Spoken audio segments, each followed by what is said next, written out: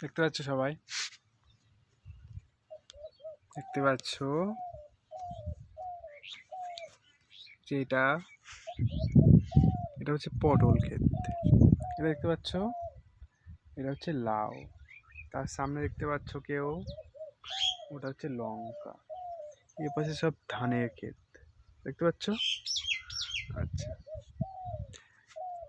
তো লাইফে বন্ধুরা, লাইফে বড় হতে গেলে তোমাকে যে কোনো রকমের হার্ডওয়ার্ক জরুরি করতেই হবে। তোমার লাইফ তোমার হাতে। জীবন তোমাকে ছেড়ে চলে যেতে পারে, কিন্তু তুমি কি জীবনকে ছাড়তে পারবে? পারবে না। তো জীবনকে বাঁচাতে হলে তোমাকে হার্ডওয়ার্ক করতে হবে তোমার নিজের সাথে। তাই এগিয়ে যাও বন্ধু, এগিয়ে চলো।